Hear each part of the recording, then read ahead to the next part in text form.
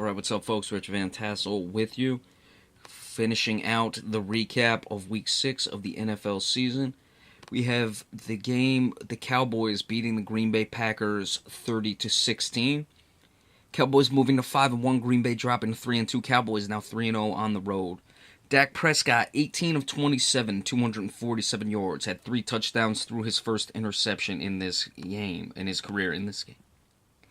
Ezekiel Elliott, very good, 28 carries, 157 yards. Lucky Whitehead, 1 for 26. Dak Prescott, 1 for 6 rushing. Altogether, the team was 33 of 191 running-wise, so another big running game in the NFL. And that was a 5.8 yards per carry, and that included just a .7 yards per carry by Alfred Morris, who had 3 carries for 2 yards. No touchdowns in the running game, though. Terrence Williams, effective, 4 for 75. Cole Beasley, 6 catches for 58 yards, 2 touchdowns. Beasley's been very good this year. Jason Witten, 4 for 42. Jason Witten had some big-time professional plays in this one. Bryce Butler caught a 20-yard touchdown pass. He also had a big drop in this game right before Prescott actually threw the interception, and also had a really dumb penalty. Morris Claiborne recovered a fumble. Ryan Davis recovered a fumble. Zach Martin recovered a fumble. David Irving recovered a fumble. Dak Prescott fumbled twice, lost one of them. We'll get into the turnovers a little later on. Only 1 sack for the Cowboys was David Irving. Barry Church had a second interception of the season. Dan Bailey, 3 for 3 in his field goals. Aaron Rodgers, 31 of 42, 294 yards, 1 touchdown, 1 interception. He was missing a lot of passes in this game. Eddie Lacy, 17 for 65, running 3.8 yards per rush. Altogether, the team 24 of 78, 3.3 yards per rush. Receiving, Ty Montgomery, 10 receptions, 98 yards. Jordy Nelson, 5 for 68. Randall Cobb, 7 for 53, and the touchdown for the Packers. Joe Thomas recovered a fumble. Jason Spriggs recovered a fumble. Aaron Rodgers fumbled twice, lost one of them. Ty Montgomery fumbled twice, lost one of them. Jordy Nelson lost a fumble. Only 1 sack. It was belonged to Julius Peppers, and he also forced the fumble by Dak Prescott. Morgan Burnett had the interception. Mason Crosby, 3 for 3 in his field goals. We will start with the Green Bay Packers in this game. They were really manhandled by the Cowboys up front.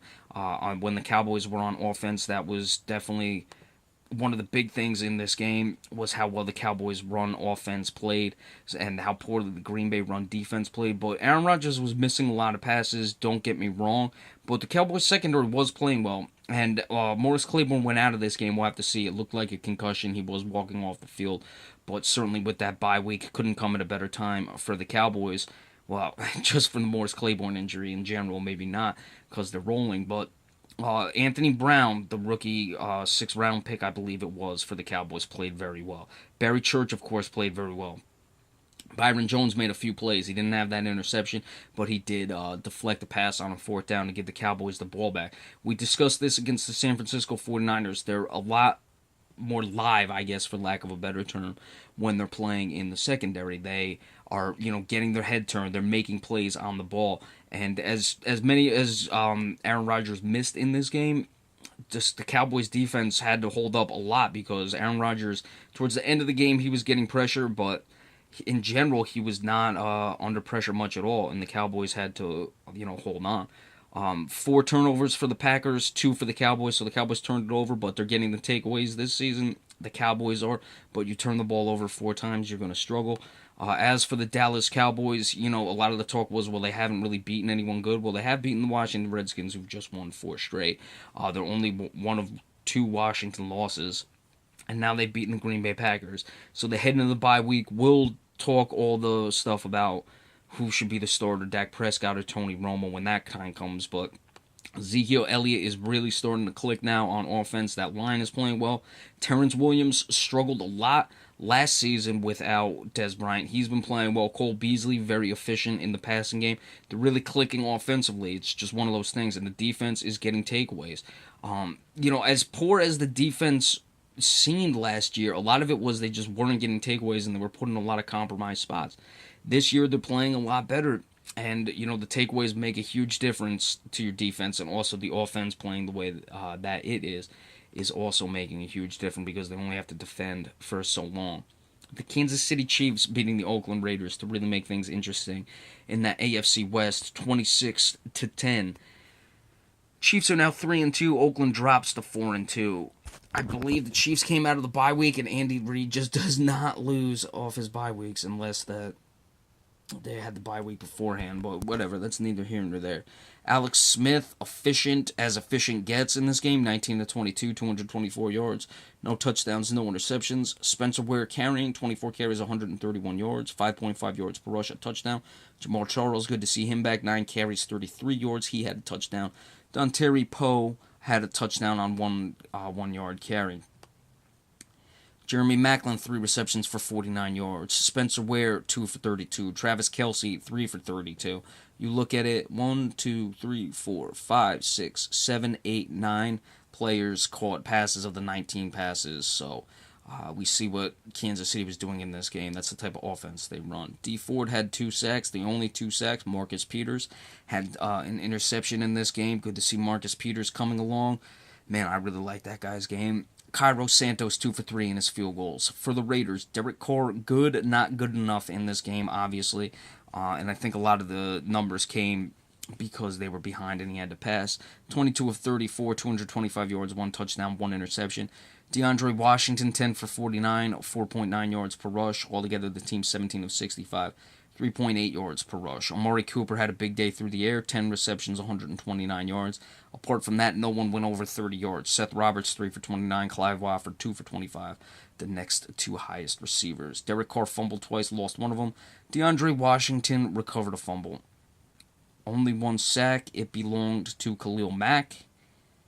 Jalen Richard, 4 kick returns, 108 yards. He had a 50-yard return. Sebastian Janikowski was 1 of 2 in his field goal. So Kansas City, their first road win of the season, comes in a division game. That's very big. Oakland now 1-2 at home. That's something they're going to have to correct. They are 3-0 on the road, but this division, they have obviously the defending Super Bowl champions, and now they have Kansas City, went to the playoffs last year. If Oakland is going to take the next step, can't be losing home games within the division. Derek Carr, like we said, wasn't great, but hey, without Latavius Murray, they haven't really established the running game this year. That's something they're going to have to correct. As for Kansas City, this is just the type of game they play. A lot of, distributing in the offensive game throughout the passing and good running attacks.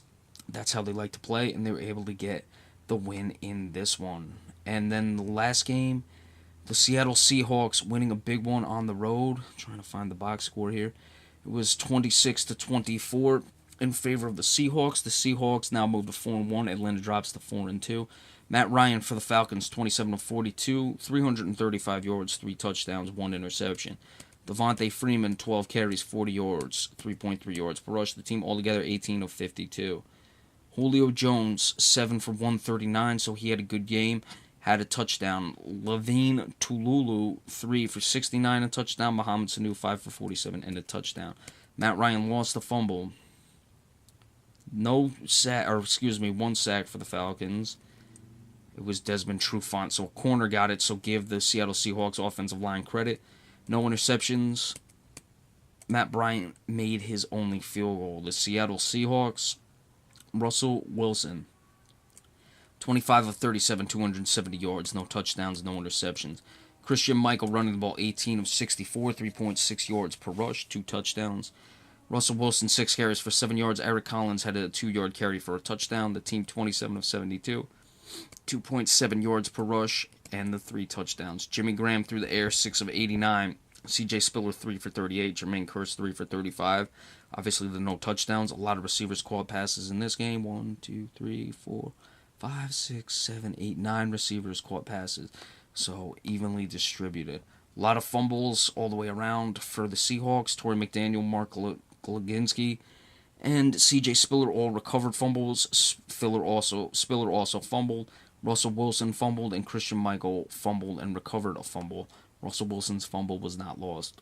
Cliff Averill, 2 sacks. Jerron Reed had a sack. Altogether, they had 4 sacks. Earl Thomas, an interception. Nothing really of note in the return games. Stephen Hauschka, 2 for 3 in his field goals. So, Seattle finding a way to get the win. Julio Jones had some numbers in this one, but all in all, you got to give the advantage to the Seattle Seahawks, because outside of Julio Jones, you had Tulolo, who had a 46-yard reception. that elevated his 69 yards. But other than that, Seattle said, hey, we'll take our chances with everyone else. Or we'll focus on Julio Jones, take our chances with everyone else. Let Julio Jones get what he can get. Let's just keep him in check. And they were able to do so. Russell Wilson finding a way to win yet again. All right, so that is it. We'll probably give you the recap of the Sunday night game tomorrow. That is, of course, between the Colts and the Houston Texans. Be sure to stay tuned for that. And then we will give you the Monday night preview tomorrow night between the New York Jets and the Arizona Cardinals as well. Thank you all so much, and enjoy the rest of your weekend.